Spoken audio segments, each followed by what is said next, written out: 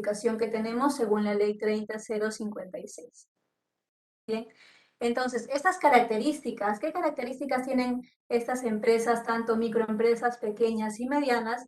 Normalmente en años de promedio de edad de empresa, las microempresas tienen alrededor de 7 años, las pequeñas empresas 8 años y las medianas cerca de 11. Bien, como pueden observar aquí en los gráficos, las microempresas, el casi 69.5-70% están compuestas por personas naturales y un 30.5% por personas jurídicas. Bien, y de estas, 2.461 son el número de empresas exportadoras.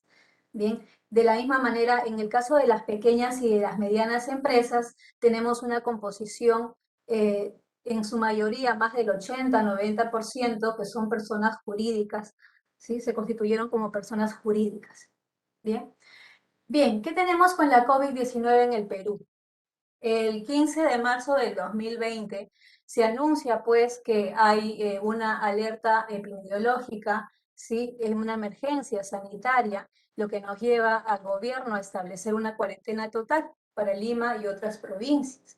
Bien, esto impacta en los negocios, en el desarrollo de emprendimientos, pues tuvieron que cerrar sus puertas y no se atendía, ¿correcto? Las personas no salían de sus casas y pasando los días, los meses, se incrementó la curva de contagios en el Perú, ¿no? Lo que evidenció también un colapso de salud. Evidenciamos los problemas estructurales que tenemos como país en relación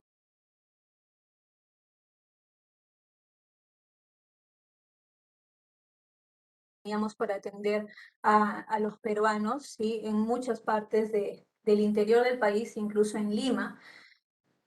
A la fecha, el total de casos los pueden ver ahí, ver ahí la cantidad de casos que hemos tenido en el país y las muertes que han sido 213.106 a la fecha, ¿no? Entonces, hemos tenido un fuerte impacto en el país, ¿sí? Las medidas de aislamiento obligatorio, iniciadas, como les menciono, a partir del 16 de marzo para contener de alguna manera la propagación de la COVID-19, generaron una paralización en la mayoría de las actividades económicas del país. En consecuencia, vimos un impacto muy grande en el PBI nacional, que se redujo un 30.2% en el segundo semestre del 2020, como se puede apreciar, donde el mes más crítico fue el mes de abril, con una disminución de una contracción del 39.9%. Esto básicamente por la paralización que les comento en las actividades económicas, lo que se tradujo en una fuerte caída del empleo y la reducción de los ingresos de muchas empresas y por tanto también de las familias en el país. Bien, los principales problemas en los que enfrentan las MIPES en esta situación de pandemia, inicialmente desde marzo, abril del 2020, es una disminución, como se observa ahí, una disminución de la demanda en casi un 77%, en un 59% indicaron que los altos costos, tenían altos costos para implementar medidas de bioseguridad contra el COVID-19 y también los protocolos de seguridad sanitaria. Bien, un 52.8% presenta retrasos en el cobro de facturas, es decir, tenían ya facturas por cobrar, básicamente de productos, de servicios que se estaban dando. Normalmente las empresas manejan políticas por cuentas por cobrar, políticas de créditos, y frente a esta situación de no tener liquidez porque no estaban funcionando, se presentaron retrasos en el cobro de facturas, impactando en el ciclo económico de muchas empresas, ¿sí? Sumado a eso también la paralización en su producción, ya que no teníamos demanda, esto impacta también en la paralización de la producción. Bien, y pérdidas de hasta un 45% del capital de trabajo.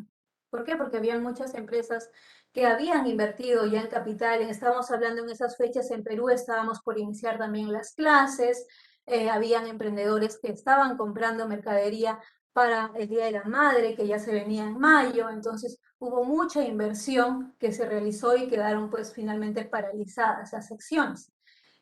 Otro caso también es que muchos emprendedores habían alquilado locales para inauguración, para la implementación de sus negocios y finalmente no llegaron a ver la luz por esta paralización económica en muchos de los sectores del país. Entonces, ¿cuáles fueron los sectores que estuvieron más impactados por la pandemia? Tenemos el comercio, servicios y manufactura, ¿correcto? ¿Qué es lo que evidenciamos ahí? El número de empresas formales dedicadas al comercio se redujo en un 26.6%, lo cual representa una reducción de 288.000 empresas. Bien, y sumado a esto, pues las personas que dejan de laborar ahí.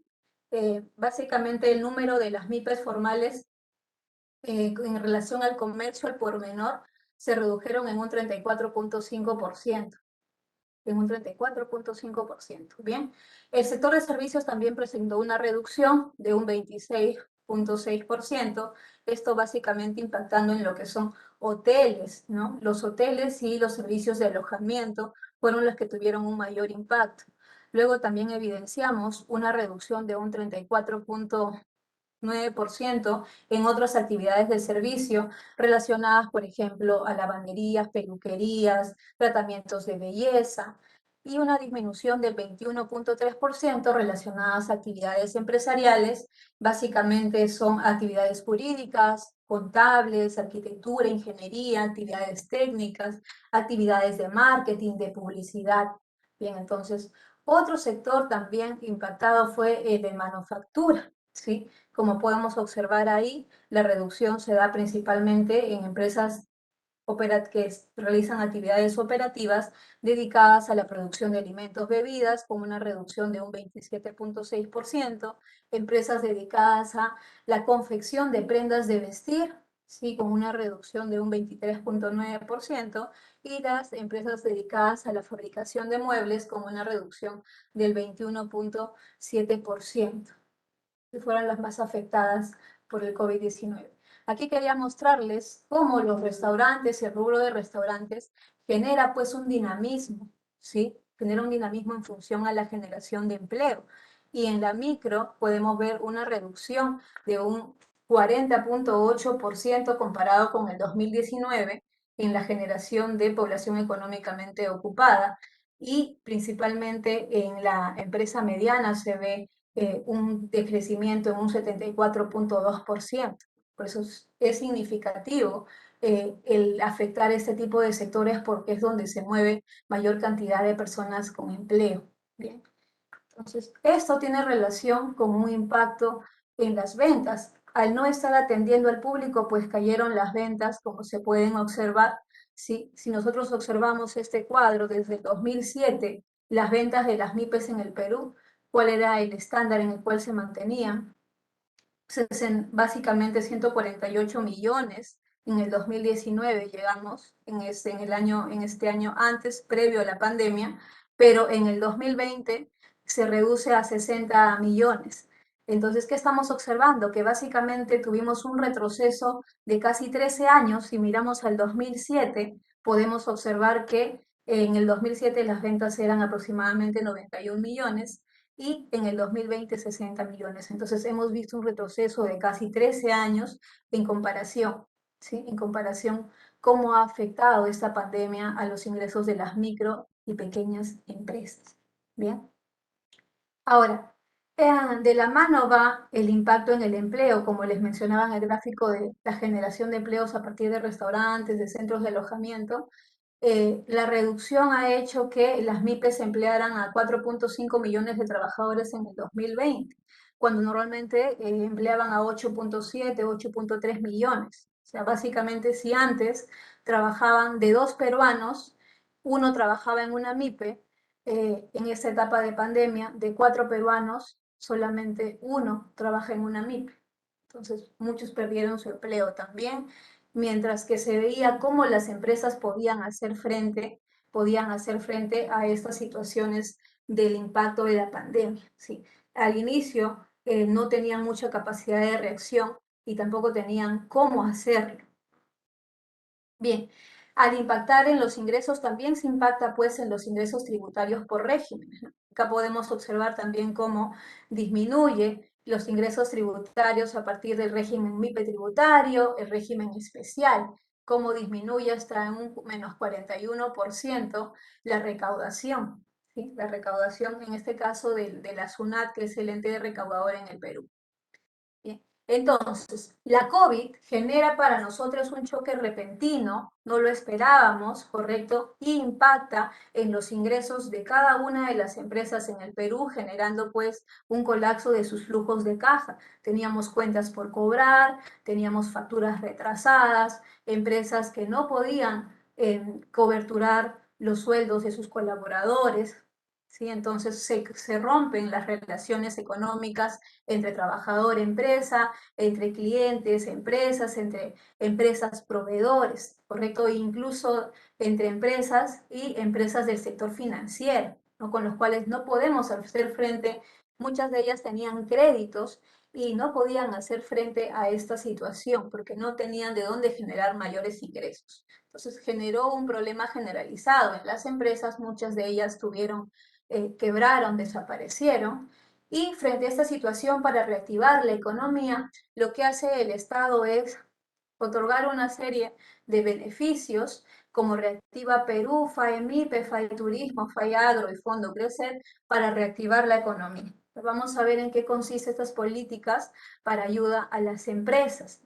En este caso, uno de ellos, y el más conocido, fue el Reactiva Perú, ¿correcto? En este Reactiva Perú es un instrumento de política macroeconómica que buscó asegurar la continuidad en la cadena de pagos sin distinción sectorial. Básicamente esto consistía en brindar financiamiento mediante la provisión de liquidez que el Banco Central de Reserva asignaba a alguna institución bancaria que a partir de subastas presente la tasa más baja y se le otorgaba fondos para que pueda generar préstamos a las empresas que cumplen los requisitos para obtener los préstamos, en este caso de Reactiva Perú.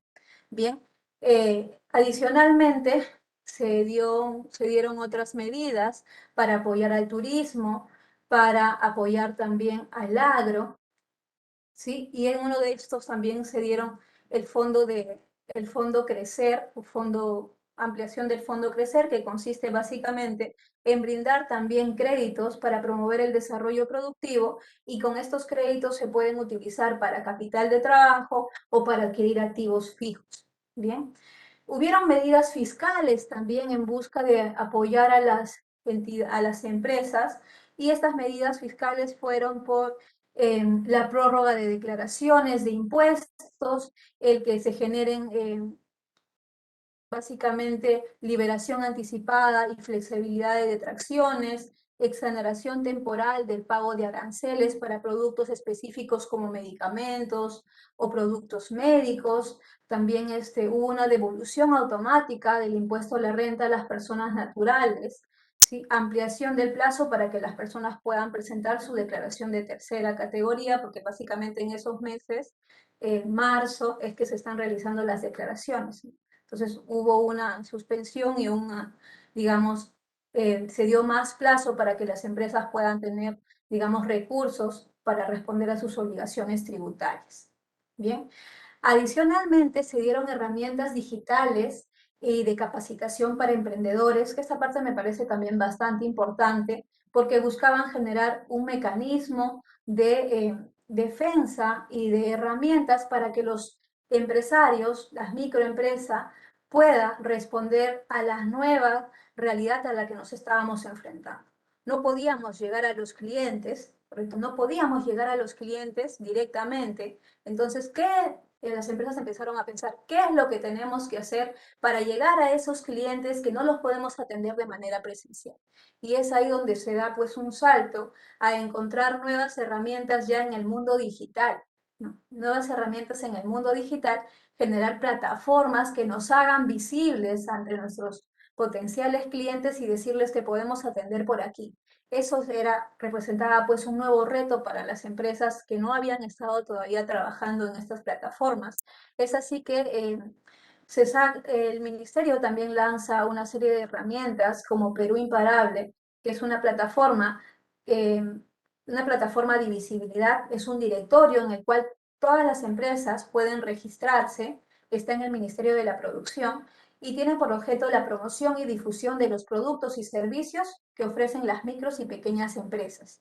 Entonces, si tienes una página web o si tienes una página de Facebook, tú puedes registrarte, enlazarla y cuando entran a la página del Ministerio de la Producción, salen el logo de cada una de estas empresas, se hace clic y te redirecciona directamente al Facebook de la empresa para que puedas ver sus productos y hacerles pedidos. Bien.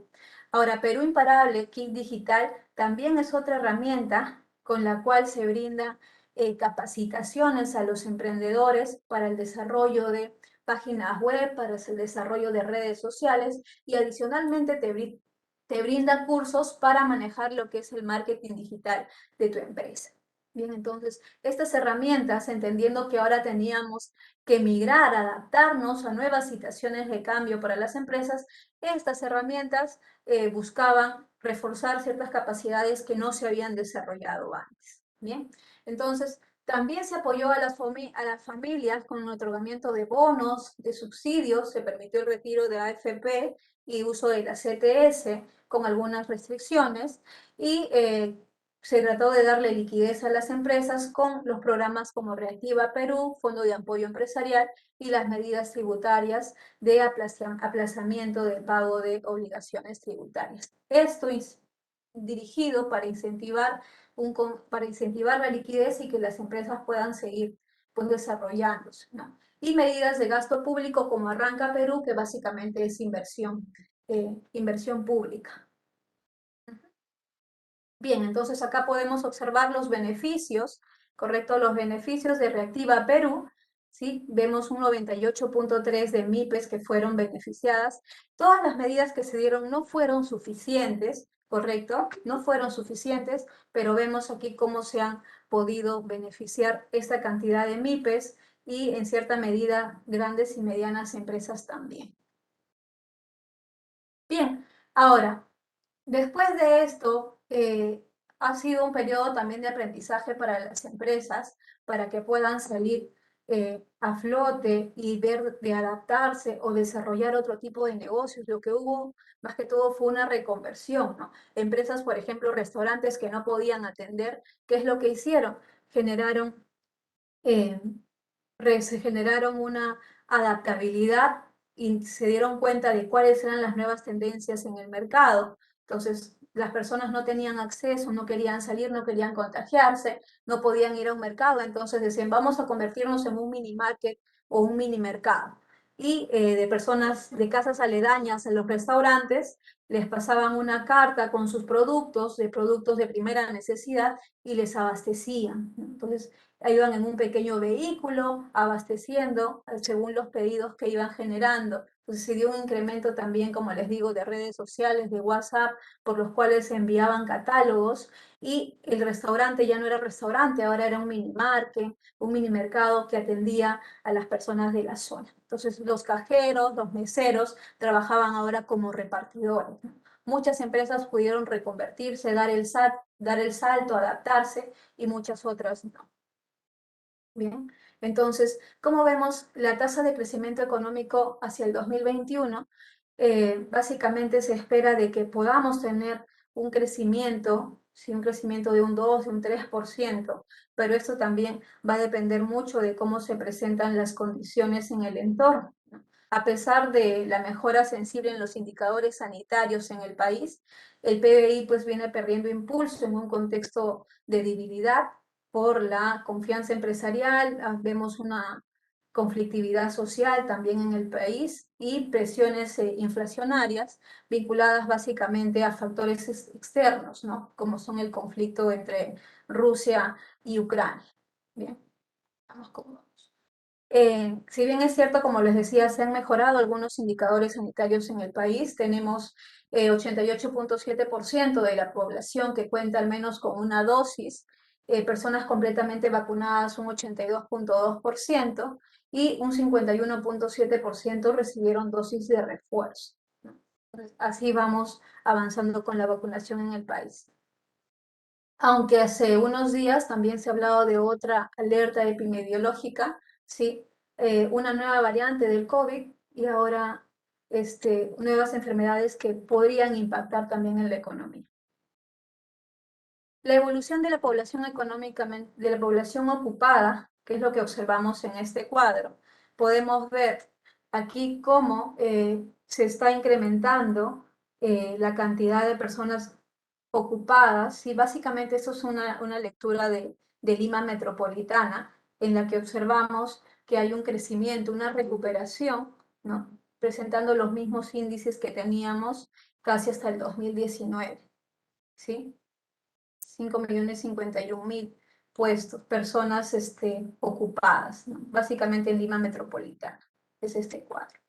¿Sí? También podemos ver cómo se ha ido reactivando progresivamente el sector turismo, no como lo teníamos hace el 2019, pero es una recuperación pues lenta, en la medida en como las personas también van obteniendo liquidez, se va generando pues un turismo interno, ¿sí? Y vemos cómo evolucionan también las llegadas y salidas de pasajeros en vuelos domésticos, a partir de la reactivación de las actividades.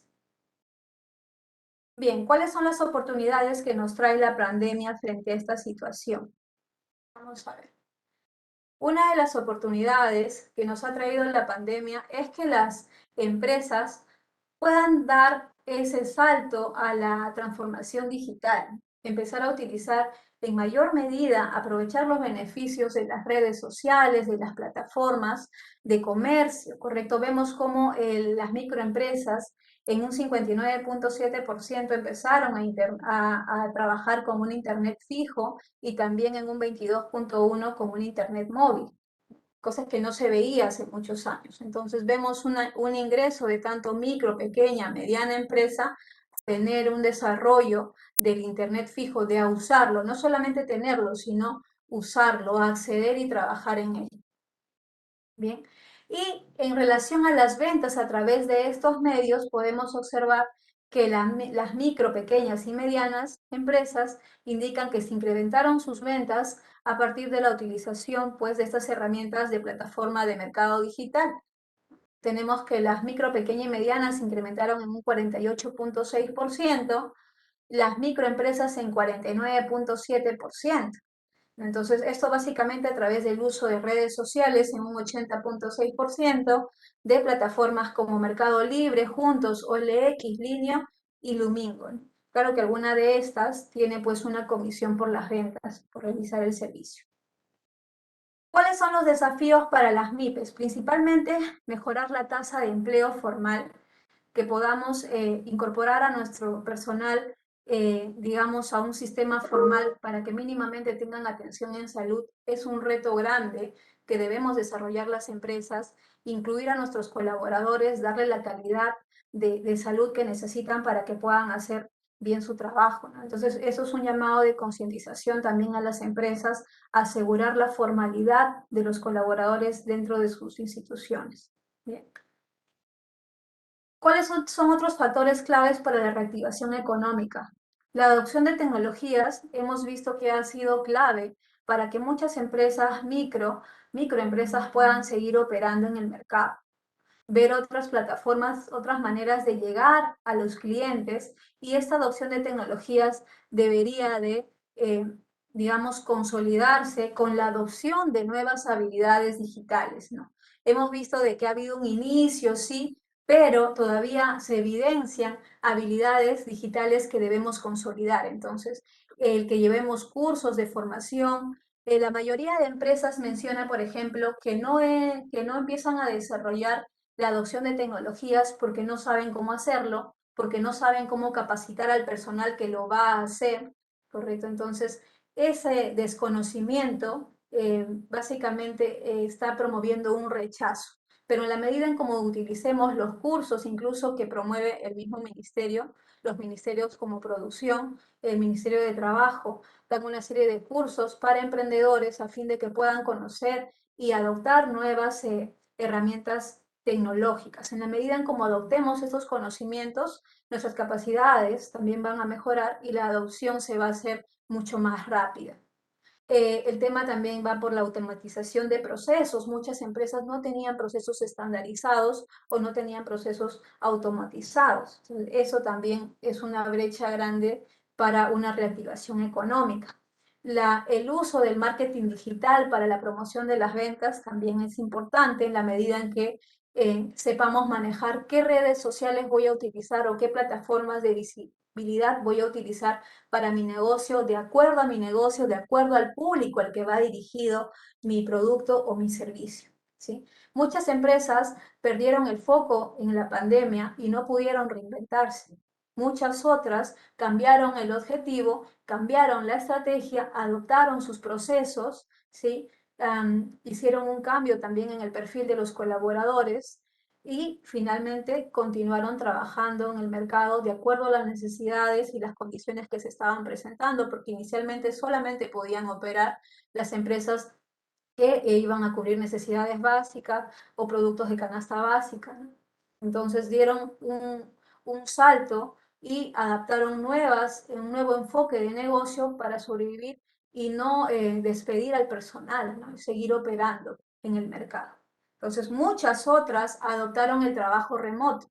Esto sí es muy bueno porque en la medida en cómo adoptemos el trabajo remoto y cómo este va a generar condiciones óptimas para el trabajador, es decir, que el trabajador sepa cómo se le va a evaluar, cuáles son sus procesos, cuáles son sus indicadores. En la medida como apliquemos el trabajo remoto bajo condiciones claras para los colaboradores y dimensionando bien los tiempos, y, estamos viendo que las tendencias ahora, estudios, básicamente encuestas a los millennials, indican que ellos quieren seguir trabajando de manera remota o si no, que su empleador les presente un sistema de trabajo híbrido, ¿no? O sea, no quieren perder lo ya ganado porque ya aprendieron y ya aprendieron a trabajar desde casa. O sea, ya no se enfrentan al tráfico, ya no se enfrentan a las horas de viaje, entonces, y para ellos también representa menos gastos en relación a alimentación y vestimenta. Entonces, no quieren perder lo que ya pudieron adquirir hasta el momento y muchos de ellos desean adoptar condiciones de trabajo híbrido, no 100% presencial. Bien, entonces ahí están los desafíos de las MIPES en el comercio electrónico y aquí me quiero centrar ya para terminar, que es la gestión empresarial desde un enfoque de resiliencia organizacional. Hemos visto cómo esta pandemia ha trastocado la dinámica de las empresas, ¿no? Y cómo muchas de ellas no pudieron continuar. Esto es importante realmente analizarlo en la medida de que también eh, hubo mucho olvido, una inadecuada gestión en relación al bienestar del empleado, ¿no? Hemos evidenciado cómo muchas empresas no desarrollaron medidas adecuadas para generar, digamos, o asegurar la seguridad de los colaboradores. Entonces, la salud y el bienestar del empleado es la base principal del desarrollo de una organización. La organización con los empleados tienen una relación de interdependencia. En la medida en que mis empleados tengan las buenas condiciones de trabajo, es como se van a desarrollar también dentro de la organización. Y en la medida en que esto se dé de manera adecuada, voy a tener altos estándares de productividad y también de clima organizacional adecuado. Entonces, la salud y el bienestar del empleado debería priorizarse. Si esto está bien, ya nosotros podemos ir a trabajar con desarrollar beneficios para mis clientes, posicionar mi marca, ¿no? Asegurar una cadena de suministros adecuada. Ahora, cuando hemos pasado a esta etapa de ventas a través de Internet, muchas empresas no tenían las condiciones para llegar sus productos hacia el cliente. Entonces, ¿qué se hizo? Salieron una serie de empresas dedicadas a brindar el servicio logístico. Pero ¿qué pasa? Muchas de estas empresas recién estaban iniciando y no tenían experiencia. Entonces, finalmente los productos llegaban fuera de fecha, fuera del horario, productos en malas condiciones. Entonces, como empresarios, como micros y pequeñas empresas, debemos asegurar que si nosotros vamos a tercerizar parte de nuestro proceso, hacer una selección de proveedores, ¿no? Darnos un tiempo de elegir cuál es el proveedor con el que voy a trabajar, porque finalmente cuando tu producto llega a tu consumidor final, él no habla o no piensa, este servicio se tercerizó, no, engloba a la empresa a la cual le pagó el monto y esa empresa es la que se debe ser responsable por toda la cadena hasta que el producto llega al cliente. Entonces ahí hay un reto también en la medida en cómo sepamos identificar y seleccionar correctamente a las empresas como con las que vamos a trabajar y que son nuestros stakeholders. Bien, aquí también está el tema de gestión de riesgos, ¿no? De desarrollar planes que nos permitan identificar los riesgos que podrían haber en el entorno y cómo vamos a gestionarlos para asegurar la continuidad empresarial, ¿no? Y en la medida que podamos adoptar tecnología que nos ayude a la seguridad de nuestros procesos, a la seguridad de la información, vamos a tener, pues, digamos, mejores herramientas para una gestión de continuidad empresarial. ¿Sí? Y en la medida en cómo adoptemos también, en la medida en cómo adoptemos eh, y aprovechemos las facilidades y las medidas que nos brinda el Estado, vamos a poder también mantenernos en el mercado de manera adecuada, de manera formal, utilizando, digamos, aprovechando las políticas que lance el mercado para ayudarnos en esta reactivación. Otro punto importante es cómo estamos gestionando el personal dentro de la organización, ¿no? Muchas veces pensamos que porque al colaborador le estamos pagando, su remuneración es suficiente, ¿no? Y estamos en situaciones bastante complejas donde el personal es básicamente la ventaja competitiva de las organizaciones. Entonces, en la medida en como nosotros podamos estructurar un plan de compensaciones adecuado, un plan de compensaciones completo, es decir, no solamente una mirada remunerativa, sino una mirada más allá en relación a un salario emocional, a reconocimientos, ¿correcto? A incentivos, vamos a tener una gestión correcta del personal, ¿no? Y generar finalmente una motivación, un compromiso, un engagement, un vínculo con el colaborador de tal manera en que pueda contar con él en cualquier momento. Entonces, gestionar al personal más allá del tema remunerativo, a través de políticas de salario emocional, son las tendencias, ¿no? Y es lo que buscan los colaboradores actualmente. No solamente una remuneración, sino que puedas determinar líneas de carrera, condiciones adecuadas y finalmente que se le reconozca, ¿no? Dentro de la organización. Ahora, como organización, la empresa también se desarrolla en un entorno que necesita de ello. Entonces, es identificar cómo podemos impactar positivamente también en nuestro entorno a través de actividades de responsabilidad social, ¿no? De responsabilidad social en la que nuestra comunidad también nos reconozca. Y finalmente, si gestionamos bien cada una de estas variables que hemos comentado ahora, podemos tener pues retornos positivos para el accionariado, ¿sí? Para los inversionistas de la organización. Bien, muchas gracias a todos por la atención. Profesor, ¿sí? Muchas gracias. Finalmente, sí, profesor, finalmente esto, pedirles a los estudiantes, tanto de Colombia como de Perú, que seamos líderes del cambio desde donde estamos, que seamos líderes del cambio empresarial, porque finalmente desde donde estamos podemos promover un trabajo formal, un trabajo digamos, a pasos, si quieres, chiquitos de transformación digital para que las empresas vayan potenciando, ¿no? Potenciando su desarrollo y finalmente lograr una consolidación empresarial. Pero si no damos el primer paso de estar formalizados, ¿sí? De tener de ir generando habilidades para poder adaptar nuevas tecnologías, no lo vamos a lograr. Así que ustedes los invito a ser pues líderes del cambio en las organizaciones donde se van a desarrollar. Ahora sí. Gracias. Muchas gracias, profesora Rosemary, por su presentación bastante clara sobre la realidad que está viviendo el Perú respecto a la situación de sus pymes. Le pido, porfa, eso, muchas gracias. Voy a compartir entonces la presentación desde el lado de lo que corresponde a Colombia, pero no sin dejar nuestra Latinoamérica también compartir esta presentación para ustedes.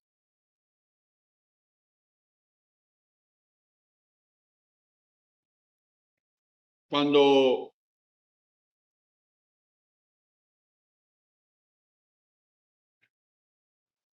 cuando hablábamos con la profesora, permítame para que se vea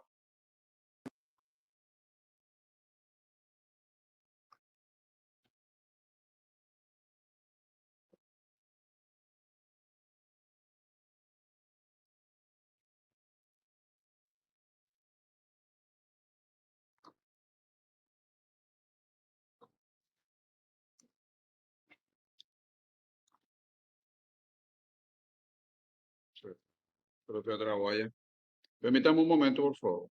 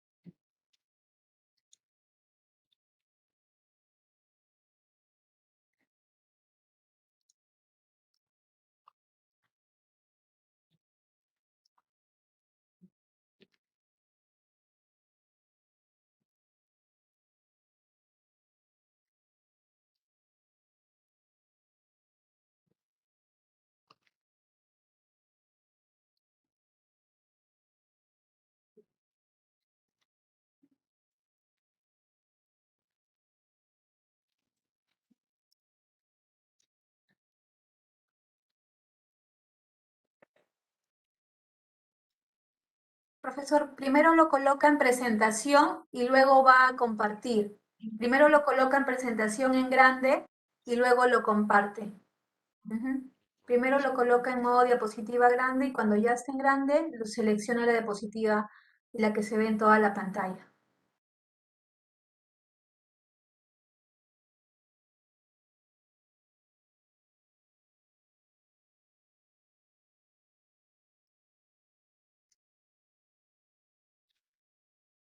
Muy bien, ya está, profesor, ya se ve. Gracias.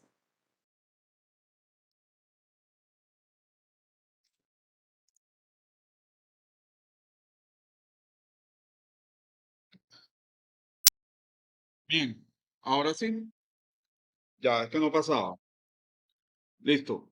Cuando hablamos con la profesora respecto de hacer esta temática y revisaba el título que hablaba sobre desafíos y consolidación, yo decía, bueno, pero aquí apenas hablamos de desafíos, nos acordamos y le contaba a la profesora, nos acordamos del programa, de reality, pero en realidad, ¿qué significaba un desafío para nuestras empresas? Y busqué el significado y resulta que no es tan chévere como el reality, sino que decía que es la situación difícil o peligrosa con la que alguien se enfrenta. Y ahí enseguida me ubiqué en lo que afronta una empresa en una situación de esta donde nadie tenía previsto nada.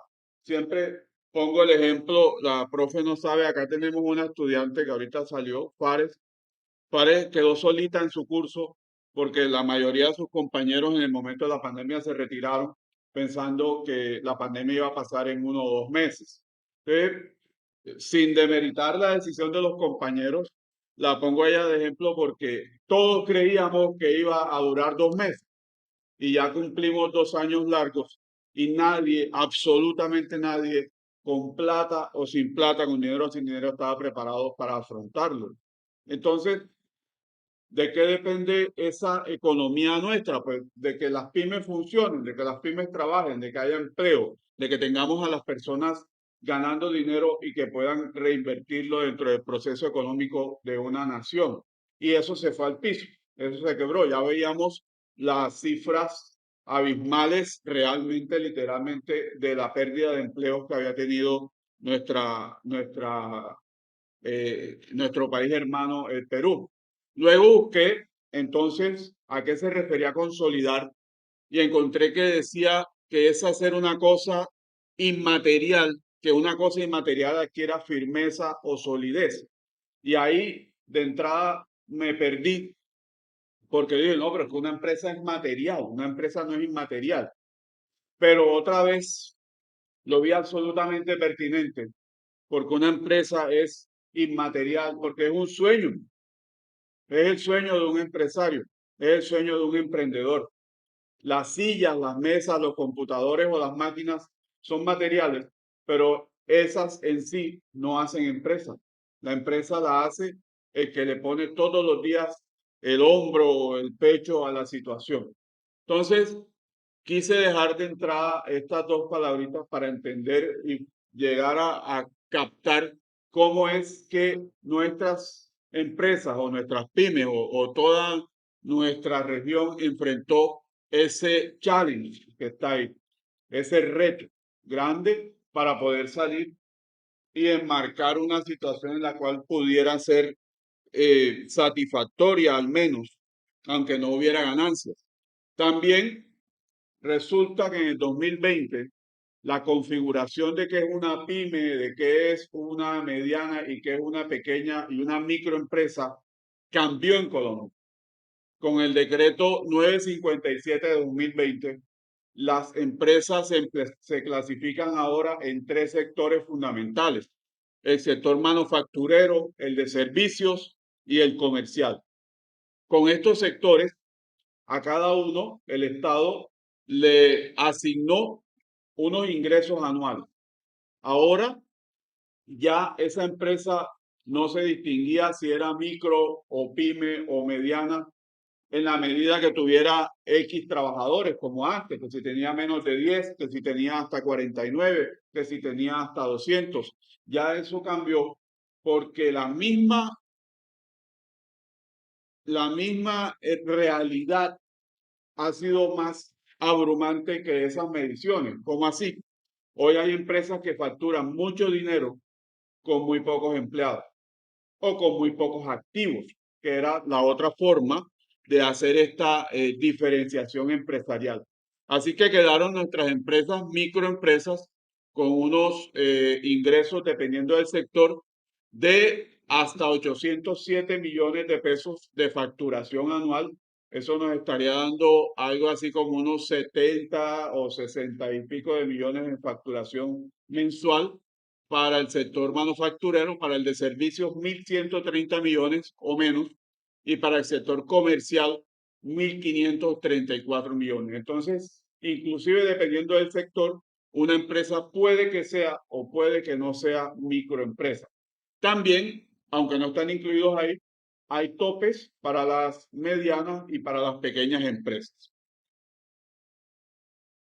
Esta clasificación que adquirió Colombia en el 2020 va de la mano con los criterios que tiene Argentina, Bolivia, Brasil, Chile, Costa Rica, Panamá, Uruguay y Venezuela para la clasificación de sus pymes. Entonces, ha sido, se puede decir, una adaptación de la reglamentación que han tenido otros países. Bueno, para Colombia en el 2021 se estaban abriendo al menos 93 micronegocios al día y se estaba consolidando una cifra de 5.4 millones en el país, un número absolutamente grande de microempresas, pero como ya hemos visto en muchas clases, ese número no significa que vaya a hacer que la empresa perdure abierta o que perdure 2, 3, 4, 5 o 10 años. Hay otros muchos factores que han venido interviniendo en ello. Hay repartidos en agricultura más de 1 millón de pymes, en comercio 1.4 millones y en industria al menos 550.000 empresas. Aunque existen muchos factores o muchos estamentos que permiten la financiación, sabemos que hay programas y que el gobierno los promueve. Sabemos que hay entidades público, privadas o mixtas que también promueven la financiación de las empresas, sobre todo de las micro, de los emprendimientos. También tenemos claro que esto no es suficiente, que no alcanza a ser el factor económico el necesario para que todas las empresas puedan recibir esta financiación. En Colombia, por ejemplo, el, tenemos el Fondo Emprender, que es un fondo que ayuda a muchas en cantidad, pero que se agota apenas se abre la convocatoria, se agota en menos de 5 minutos, se agota la convocatoria de la página del Fondo Emprender cuando se abre.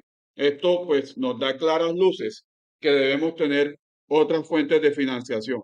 Hay programas como ProColombia como convenios como el de Facebook y el de Bancolombia o programas de Claro, que no solamente aportan dinero o no se preocupan directamente por el tema del dinero, sino por aportar herramientas tecnológicas que le permitan a la empresa tener también una consolidación. Ya veíamos cómo la doctora Albarrán nos decía que no se trataba de tener internet, sino de qué se hacía en la empresa con el internet. Ahora vamos a ver un poquito mejor explicado eso.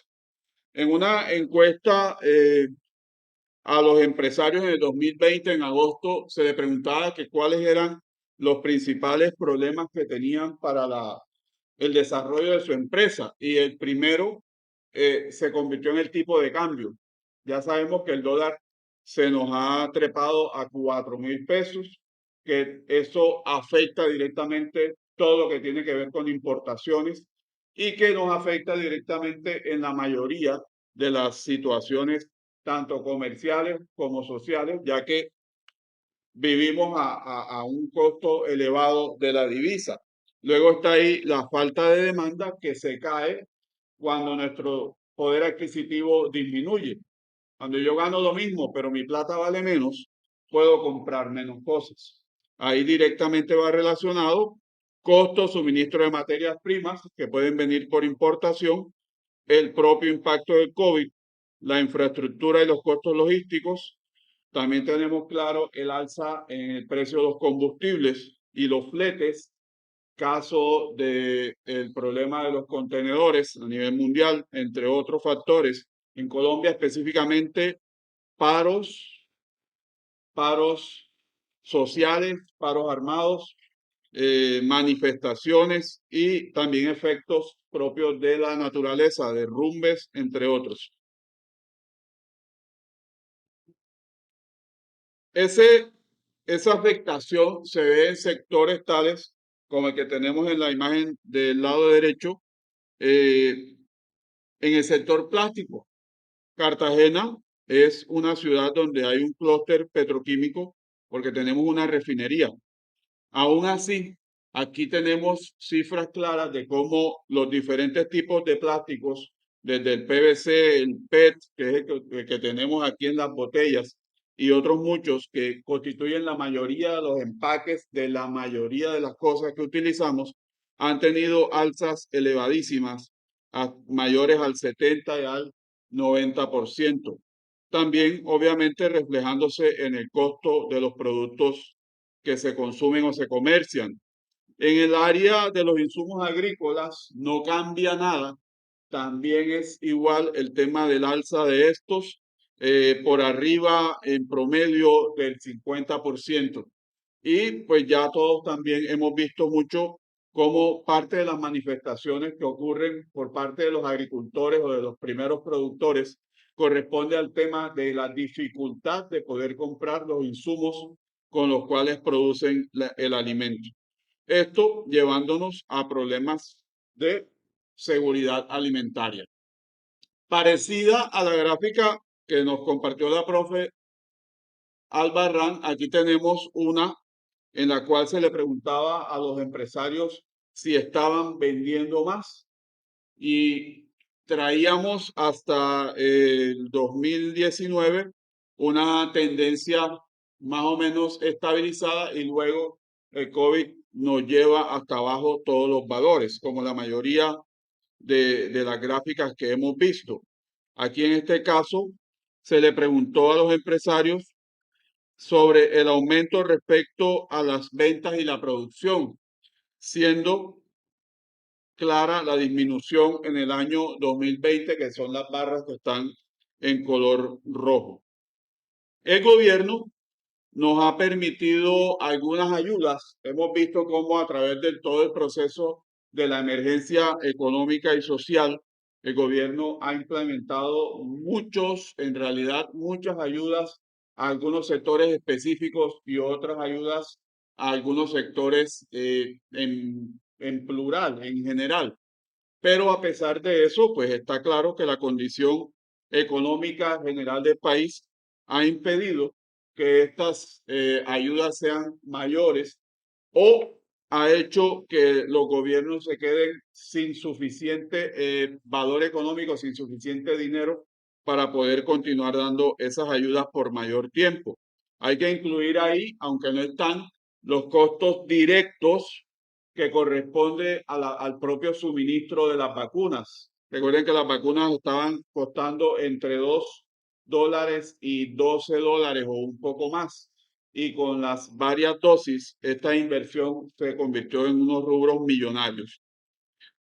Teniendo en cuenta entonces el desafío propio que también nos comentaba la doctora Albarrán respecto a la necesidad de las empresas de poder tener una tecnología o un internet y saber utilizarlo, aquí en esta gráfica vemos esa gran brecha. Si ustedes no entienden todavía el concepto de brecha, yo creo que esta gráfica lo muestra muy bien. Los países de abajo tienen ese punto azul más oscuro bastante distante de los puntos que están hacia el lado derecho. Eso es la brecha. Esa es la diferencia abismal que existe entre la utilización, en este caso, en esta gráfica, si las empresas tienen o no un sitio web.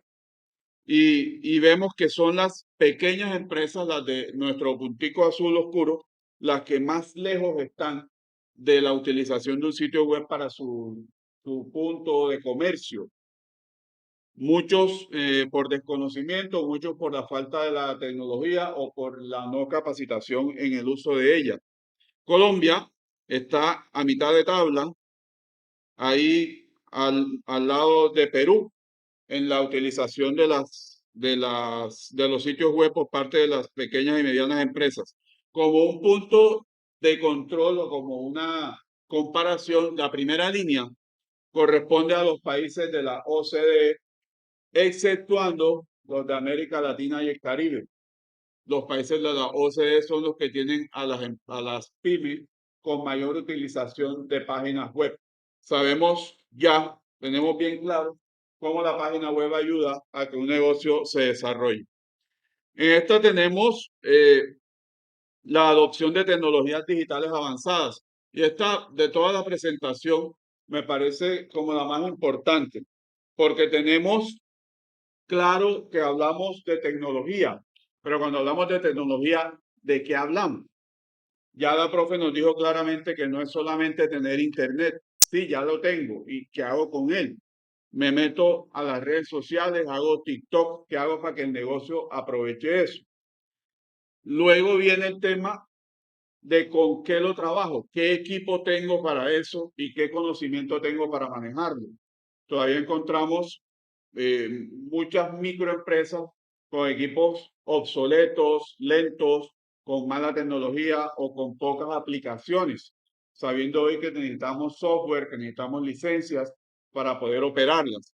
Entonces, esa división de qué se necesita está la primera línea, están las plataformas digitales y móviles, la utilización de plataformas digitales y móviles para esa adopción tecnológica. Luego está la computación en la nube, poder trabajar en la nube, sobre todo la parte que corresponde a las ventas y a la contabilidad. Luego vienen los sistemas de integración de información, ya dejar de tener la información suelta, sino toda en un solo software, lo cual para las microempresas es muy costoso porque un software de aplicación integrada puede costar varios millones.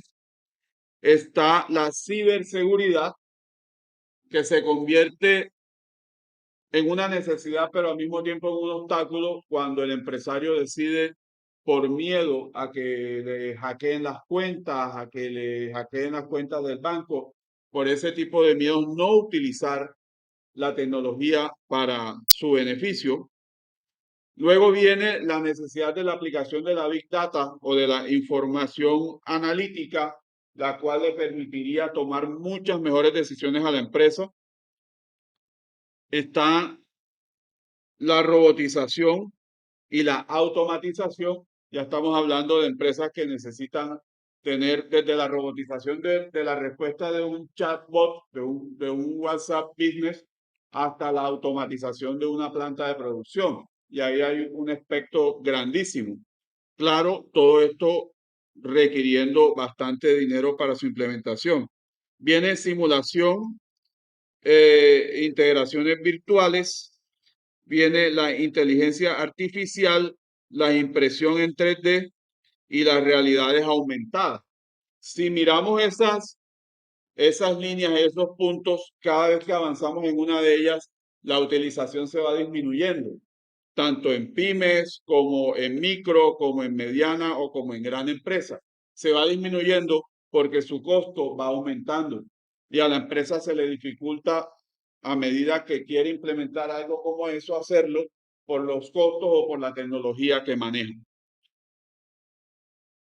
Encuestados los empresarios sobre cuáles eran sus principales problemáticas, identificaban el ser estafado o engañado por un sitio web o una aplicación, el tema del hackeo o del robo de cuentas. La otra problemática que identifican son las cuentas robadas o pirateadas y el robo de datos de clientes. Estas tres características que siguen siendo una problemática en la utilización de la informática entonces se convierten como problemáticas, se convierten en obstáculos para que un empresario tome la decisión de pasarse a la nube o de pasarse a un software o de poner su contabilidad en manos de un tercero o de poner su empresa en la web o administrarla desde la web. Otro desafío que afrontan las empresas entonces en pandemia y ahora también en estos momentos actuales es la modalidad de trabajo. Encuestados, también las microempresas son las que menos tuvieron ese, ese tránsito de cambiar la modalidad de trabajo, de pasarla de la presencial a pasarla a modalidades híbridas o virtuales, precisamente por la falta del manejo tecnológico. Yo puedo mandar a mis empleados a trabajar si te puedo suministrar la manera de que lo hagan desde su casa o desde la calle o desde su carro. No puedo hacerlo si no tengo las herramientas o no se los puedo exigir si no tengo las herramientas para hacerlo. Ahí se ve cómo va cambiando la curva y va subiendo en las empresas eh, pequeñas y medianas que tienen más recursos y que pueden hacer ese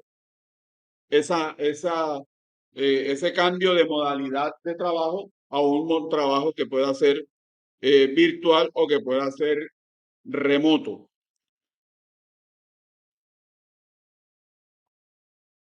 Colombia es uno de los países que más ha podido implementar ese trabajo remoto. También ha apoyado, ayudado en la mayor conectividad que tiene el país con las empresas que suministran estos servicios. Hay otras tecnologías prioritarias que identificaron los empresarios y se nota más en las microempresas, dándole importancia a ellos a que necesitan más a los equipos de cómputo, demostrándonos entonces que necesitan una actualización de los que tienen. Luego al almacenamiento o a la computación en la nube para no depender de que un equipo se nos dañe y ya perdamos todo, cosa que era o que sigue siendo muy común en empresas que no manejan información en la nube. Luego, en tercera posición, identifican una tecnología prioritaria, el software para las videollamadas, que luego cuando ustedes mismos empezaron a ver que algunos de estas aplicaciones empezaban a cortar las llamadas, las conferencias, quedaban 30 minutos o 50 minutos, que tocaba volverse a meter cuando se hacían conferencias entre amigos o entre familiares, se vio la necesidad, pues mucho más en las empresas, de tener aplicaciones que tuvieran libertad de que no les cortaran el tiempo de comunicación. Luego viene el software para trabajo colaborativo, poder trabajar en línea con plataformas y que todos pudieran aportar. Y los sistemas de ciberseguridad para proteger su trabajo. También hubo afectaciones en la modalidad de reclutamiento cuando no podíamos salir. Las microempresas, aparte de que tuvieron que dejar muchas personas sin trabajo, el hecho de volver a contratar nuevas personas también fue muy difícil poder hacerlo de manera virtual o de manera tercerizada, ya que no tenían las mismas herramientas para hacerlo que las medianas o las grandes empresas. También la capacitación se convirtió en un factor importante y hubo una migración de la capacitación virtual a la capacitación en línea o fuera de línea, con grabaciones o concursos virtuales que pudieran hacer que las personas se capacitaran en la empresa sin tener que ir presencialmente a ella. Entonces se identifican como habilidades prioritarias las habilidades para trabajo remoto. Estas salen, los profesores aquí las vivimos así. Nos dijeron, tenemos una semana para preparar los cursos y a la siguiente semana arrancamos. Y ahí no había, como decimos en Colombia, no había tutía, había que hacerlo sí o sí, con las herramientas o habilidades que teníamos y las que nos prestaba la universidad. En la empresa no fue diferente, en las empresas tocó también priorizar estas habilidades, capacitar a los que las necesitaran y poder ponerlas en funcionamiento. Ahí a la misma medida están las habilidades digitales propias de cada persona colaboradora y se hizo fundamental el marketing digital. Ese de que se hablaba mucho, pero que de pronto no todos le prestaban atención. Cuando dejamos de poder salir, cuando dejamos de poder ir a tocar la puerta del cliente, la empresa necesitó utilizar el marketing digital y se convirtió en una prioridad. Luego siguieron las habilidades para el trabajo colaborativo, las habilidades blandas y habilidades de ciberseguridad, entre otras. Siempre marcado el tema con la necesidad de poder utilizar otra vez, como dijo la profesora, ya sí tengo el internet, ¿qué hago con él? De poder utilizar en la empresa herramientas que fueran suficientemente efectivas para poder continuar con ese manejo de la empresa que estaba afrontando el desafío, estaba afrontando el reto de morir o de seguir adelante. Esa aceleración de procesos se dio a la fuerza, a las malas, a la brava, porque simplemente el empresario decía, o hago esto, o me capacito, o me formo y formo a mis empleados, o simplemente cierro porque nadie va a venir a mi puerta a comprar mis productos. Ahí entonces se generaron las capacitaciones o los conocimientos en áreas tecnológicas, en marketing, en ventas, en administración, atención al cliente, recursos humanos, operaciones y cadena de suministro. Se sistematizó de gran manera todo el tema de cadena de suministros en especial y se priorizaron las tecnologías en la compra de equipos portátiles para que la persona pudiera trabajar de manera remota, en la implementación de software para videollamadas, almacenamiento, software para colaboración y tecnologías y sistemas de marketing digital. Nuevamente, las gráficas que apoyan el desarrollo de la tecnología en las empresas.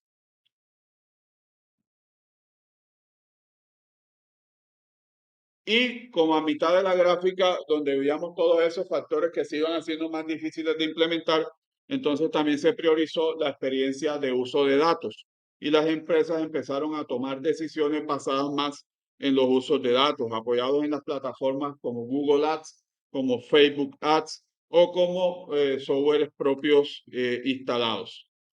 Entonces, como las películas de Marvel, hay una imágenes después de la película para entender un poquito cómo nos afecta esto. Son imágenes fuertes. Por favor, si usted es sensible, mirar con moderación. Aquí en Colombia los jóvenes no comen otra cosa sino hamburguesas. Y aquí tenemos ya estadísticas de cómo nos ha afectado fuertemente el costo de materias primas a algo que está moviendo la economía. En el último Master Burger. En el último Burger Master concurso que se hace en el país para promover recetas y restaurantes, en la primera semana se vendieron más de 2 millones de hamburguesas en el país. Una cosa bastante buena en número, pero los costos nos están llevando a que cada vez los productos que consumimos, aquí solamente la hamburguesa es un ejemplo, no es más sino una una muestra de realidad general económica, los costos se están disparando. Y aquí, ¿qué es lo que dice, jovencito? ¿Qué dice aquí en esta parte, en la tercera línea azul? Ahí dice Cartagena. Cartagena tiene los costos más elevados en promedio en hamburguesas en el país. Y esto, pues simplemente no es que los empresarios tengan ganando más plata, sino que los productos con que la fabrican se les están poniendo más costosos. Ahí tenemos entonces una radiografía que esperamos que cambie rápidamente, que nuestro sistema monetario también mejore nuestro poder adquisitivo y podamos tener entonces esas eh, niveles de consumo o poder adquisitivo que teníamos antes. La profe Rosemary está por ahí todavía.